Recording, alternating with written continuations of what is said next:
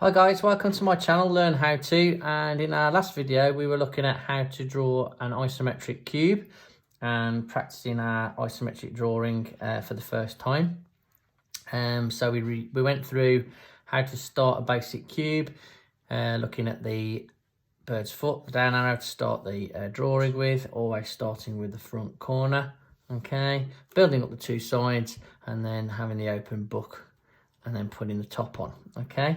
And then I think we finished with, we just went round the outside of the shape and we looked at thick and thinning lines and how to recognise the surfaces. So in today's video, I'm going to have a go at doing some more shapes. Hopefully you've had a little practice at the cube, and we're going to build on some more complex shapes today. Just before I continue, you might want to have a quick look at where you can get your materials from. I just bought this isometric grid paper as a pad from Ryman's. I'm guessing you can get it from most stationery shops, like Staples, etc. But this was quite a good one. It wasn't too expensive, and there are 50 sheets in this pad. Okay. Again, remember your basic equipment. Good sharp pencil. I'm using a Staedtler Norris, very good high quality pencil for drawing work. I'm using just a 0.5 fine liner for any outlining work, for the thickening up the lines, although you can use your pencil to do that with if you press a little heavier. A simple 15cm ruler and the eraser here just in case. But hopefully once you become good at this, you won't need to use the eraser at all. Okay, so what I'm going to do today is I'm going to draw some extra shapes, some additional shapes below our cube. Probably be able to squeeze two onto the bottom of this sheet here. And we're going to start with just building on the cube really. Again, it's a bit of practice for you as well. So again, we're going to just change the shape's size today. So we're going to move away from a cube, but using the same principles. So if you remember, we always start with the front corner. So we're just going to do a tower block for now, or a cuboid. So I'm going to start near the bottom here. Always try and think about where your shape is and how big it's going to be. Because if you start drawing it too near the top of the page or near the edge, you may end up going over, so your shape doesn't fit on. So just be aware of that, of where your front corner is going to start. So I'm going to start this first one around about here. I'm going to count up 1, 2, 3, 4, 5, 6, 7, 8, 9, 10, 11, 12, 13, 14, 15, 16, 17, 18, 19. Let's go 20 high for this one. And join my front corner together. Okay, like so. Hopefully you can see that on the camera. And we're going to make it 1, 2, 3, 4. Yeah, let's go 5 wide. And the same the opposite way. Again, if you can notice, following those grid lines perfectly.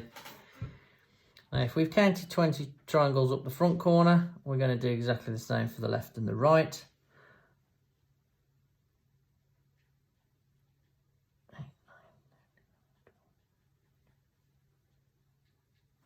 20, and if you count it correctly, it should hit the line that runs to connect the front corner.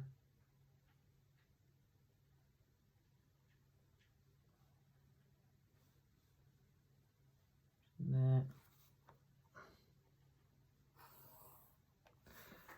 And now we can put the tops on. You can see they connect together along those two lines. Okay, so this stage, if you remember from the last video, is what we call the open book. And now we can count, look for our top corners, top left and top right, and we can count our 5 across. And that one should join to the opposite corner, which it does. And there we have our cuboid. But as you can see, exactly the same as before. We started with the front corner, made our bird's foot or our arrow, 2 verticals, put the top on for the open book, and then take the back corners back to put the top surface on. Okay, right, now let's move on to a slightly more complicated shape where we're going to remove part of the bottom edge. So it's basically going to be a cuboid, but it'll be a bit like a letter C lying down on its side. Okay, so again we're going to start with the front corner. So I'm going to come down to about here, start there, and we'll count 1, 2, 3, 4, 5, 6, 7, 8, 9. Let's go 10 high this time. Let's put our front corner in. The width of my object, or so we don't need to go off the page. So what I'm going to do here, as I said, it's going to look like a C shape, sort of lying down on its side. So what I need to do, I need to think about the gap. So it's always best to keep everything fairly equal and symmetrical. So whatever I make the thickness of this section, I'll do the same on the other side. So going away from this corner then, this bottom corner, I'm going to count 1, 2, 3, 4, 5. I'm going to draw that part of the line in. And because I said it was going to be a C shape lying down its side, I need to leave a gap now. So I'm going to leave the same 1, 2, 3, 4, 5, and that's where I'm going to pick up my line again. And from this point, count my 5 for the other column. 1, 2, 3, 4, 5. Like so. And then I'm going to continue and construct the shape as I've done with all the others. So for the depth of the shape, going back from this corner, 1, 2, 3, 4, 5. Let's make that one 6. Okay, join that together. So you can see we've got the bird's foot again, our space for where the shape's going to come around as a letter C, and you've got the other part of the baseline there. Okay, now we can put up our vertical corners, our back corners. So reminding ourselves we counted 10 for the front corner, so we're going to do the same here. 1, 2, 3, 4, 5, 6, 7, 8, 9, 10. And that's going to run into there in a minute. Same on the opposite corner. 1,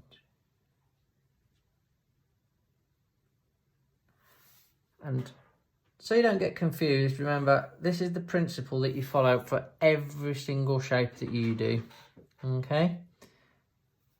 Now we can connect in the tops. And if you don't forget these basic techniques, these stages, you can't really go wrong. It's only when you start anywhere on the drawing that you can end up getting into a bit of a mess. So we put this side in, we're now going to go for this corner, taking it back. That's 5, sorry, 6. To go 1 extra there. It's a little bit short. Okay, and then we can bring the back surface in. Okay, so you can see you've got your basic cuboid shape. Now the bit that I'm leaving out, that I've left there, we now need to put this letter C sort of shape in. Okay, so if you can imagine this is the sort of front face, as if that was flat, you're going to recreate that sort of cut out piece now. So we do that bit first on this surface. So like you have any other vertical, okay, any corner, you do exactly the same way. You've got these corners here at the bottom. So we take these lines, you decide how far you want to go up for your C.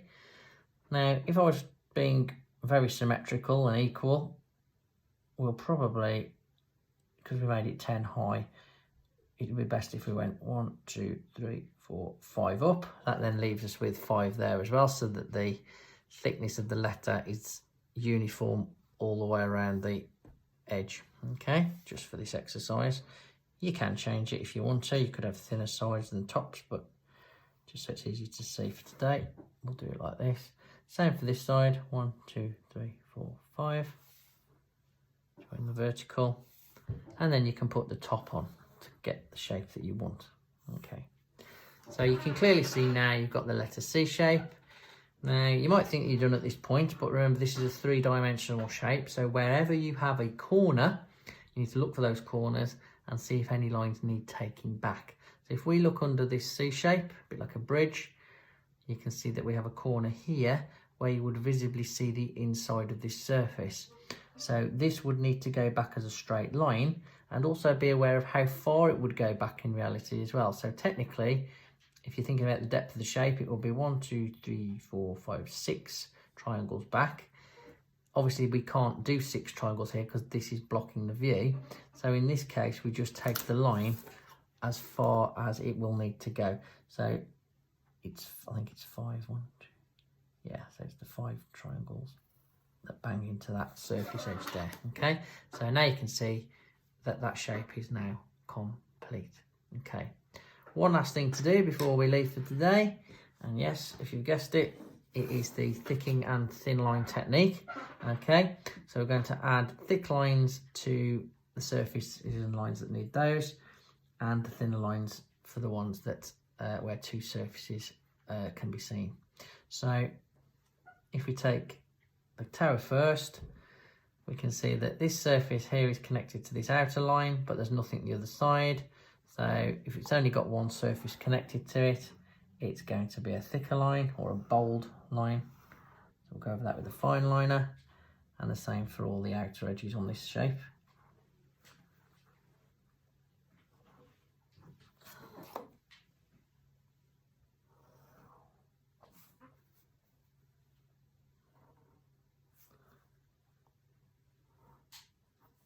And all the inner ones, if you look, so because this has got a surface either side of this line here, that's going to stay thin.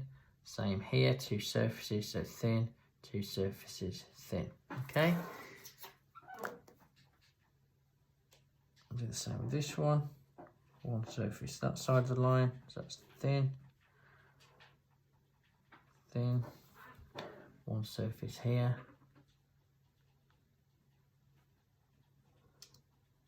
Sorry, thick, I was saying the wrong word there, thick.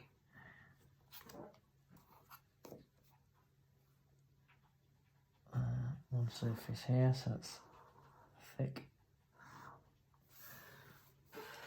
1 surface here,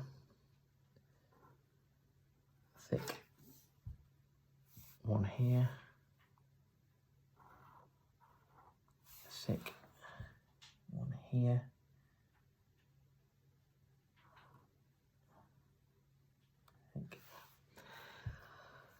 Okay, so I'm going to slow down a little bit here. So when you've got something that's cut out, sometimes it can be a bit confusing as to where your thick and your thin lines need to go. So again, same principle applies. You just need to say, is there anything connected to both sides? So here we can clearly see the front surface of the C shape. So I'm looking at this line here. Do I need to do this one thick or thin? Well, even though I can see there's like the ground here, or whatever this shape is sitting on, it's not connected to anything physically, so it's not connected to any surface physically, so this one would also be a thick line. Okay, and again here it's not connected physically, even though I can see this surface on the inside of the underside of the C shape, it's not physically connected to it, only this surface. So again, this would be a thick line or heavy line. Again, this one here, if we look at this one, we can actually see a surface here to the right and to the left, and they're physically connected to this corner. So that one would stay thin. So we don't need to go over that one with our black fine liner. And the very last one here, again, we can see this surface, but we can't see anything connected here. So this one's going to be a thick line or bold line. Okay, all the inner lines of the shape, as with the others, because there's 2 surfaces,